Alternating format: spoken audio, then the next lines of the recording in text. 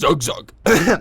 Ahem. Welcome to MojoPlays, and today we'll be focusing on the origins of the Warcraft series. There has been a war between orcs and humans for as long as can be remembered. Before we begin, be sure to subscribe to MojoPlays and click on the links in the description to vote on upcoming content. Blizzard, the company behind the Warcraft franchise, had humble beginnings, founded in 1991 by Michael Morhaime, Frank Pierce, and Alan Autumn. Originally called Silicon and Synapse, and later Chaos Studios Incorporated, the company's original focus was to port already existing games onto new systems. Interestingly, one of these ports was J.R.R. Tolkien's The Lord of the Rings Volume 1, perhaps foreshadowing how much of Warcraft's lore would be inspired by Tolkien's writing.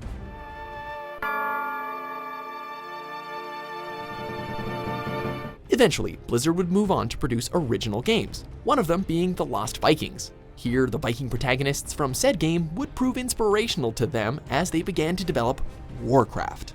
However, the most influential game on the development of Warcraft was Dune 2, widely considered to be the first modern real-time strategy game. Blizzard saw an untapped market in the RTS genre, which had seen few games released thus far, and even fewer that utilized multiplayer. As the team developed the game, which would introduce a number of technical innovations, they also had to develop a story and lore. There was an idea that floated early in development to obtain the license for the popular fantasy tabletop setting, Warhammer. However, that prospect failed to get very far. This was the result of Blizzard's developers having soured on licensed deals after working on a pair of lackluster games tied to DC Comics. Thankfully, the DC Comics brand would never be attached to an inferior product ever again. Anyway, the development team desired instead to have freedom to develop their own fantasy universe and be totally in charge of their own game. The influences of Warhammer, however, remained a huge factor in the creation of Warcraft. Other popular fantasy settings, such as Dungeons and Dragons, also had an impact on Warcraft, which moved development away from the proposed idea for a series of historically based games. The proposals for games like Warcraft, Roman Empire, or Warcraft Vietnam War, if you can believe it, instead became Warcraft, Orcs, and Humans. Yes! Many of the staples of the real-time strategy genre as we know them today were born out of Warcraft, keeping the essentials in the game and leaving out much of the overly complex or unnecessary elements.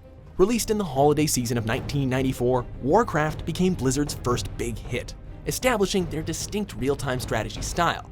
Its bright color palette also made it stand out from other war games of the era that typically featured extremely muted color schemes. Cheers of victory come from the troops as the last orcish corpse crumbles to the ground. The game's critical and commercial success helped to jumpstart the popularity of the RTS genre in the 1990s. Warcraft's distinct playstyle and interesting lore were two key factors in helping it differentiate itself and stand out amongst competitors that quickly arose, including Command & Conquer and Age of Empires. It didn't take long for a second Warcraft game to enter development, and Warcraft 2: Tides of Darkness was released in 1995 to rave reviews. Warcraft 2 refined many of the aspects implemented by the first game, and was named as the best game of the year by multiple reviewers.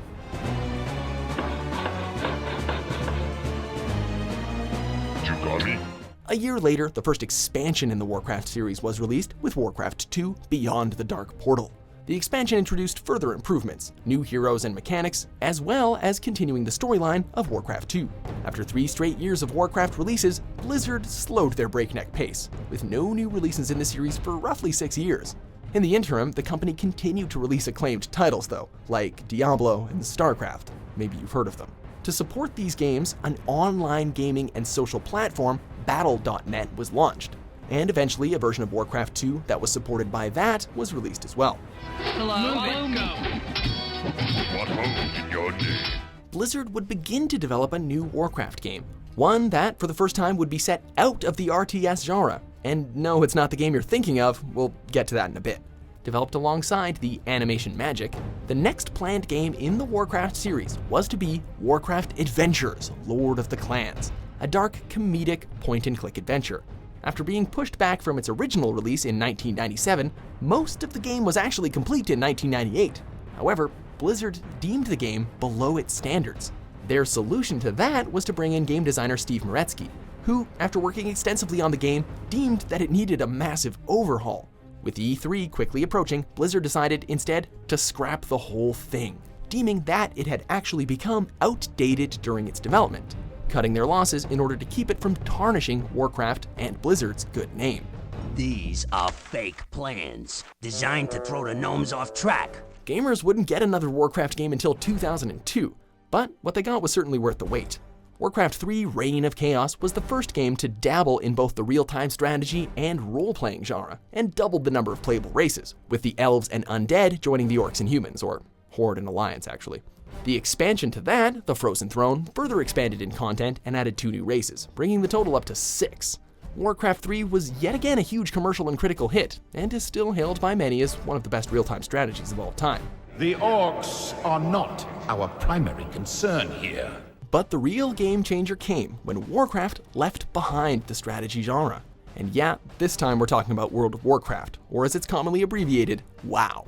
Switching from controlling massive armies and multiple heroes to controlling a single character, WoW broke the mold for massively multiplayer online role-playing games. In development for roughly 5 years, WoW delivered on its promise of an enormous world for players to inhabit, and the freedom to explore the open environment, select quests that appealed to them, and totally customize their characters.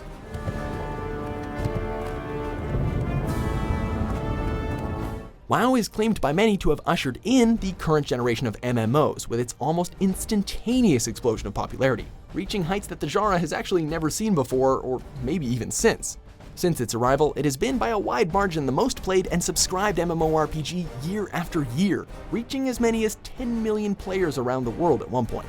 Even though its popularity in recent years has waned somewhat, it still dominates other MMOs, with roughly half of the market share in the genre. I go to face it, knowing I may not return. A couple of expansions have also been released, with one coming out roughly every 2 years, and each has kept the game fresh by adding heaps of new content, including new quests and plots, entire continents to explore, and of course, new playable races. To date, there have been 6 expansions: Burning Crusade, Wrath of the Lich King, Cataclysm, Mists of Pandaria, Warlords of Draenor, and Legion. For Azeroth! Warcraft has also continued to expand beyond WoW though, with Hearthstone, a turn-based tie-in card game made by a smaller development team, proving to be a huge success since its 2014 release. Hearthstone! Heroes of Warcraft! In 2016, a feature film adaptation of Warcraft was also made, directed by BAFTA-winning actor Duncan Jones. Despite a lukewarm reception in the United States, it kinda bombed, Warcraft's huge success overseas made it the highest-grossing video game film of all time, so there's that.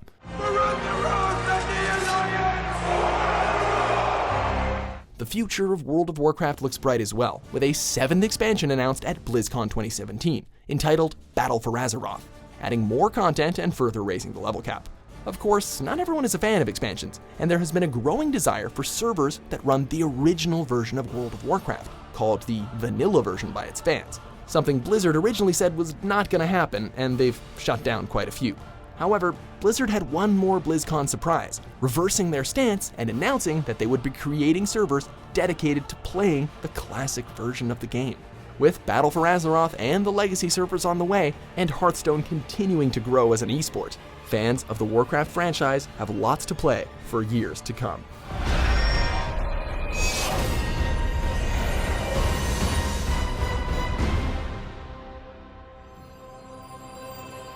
Thanks for watching Mojo Plays. Be sure to subscribe and click on the link in the description below to check out our suggestion page and vote on what content you'd like to see us cover next.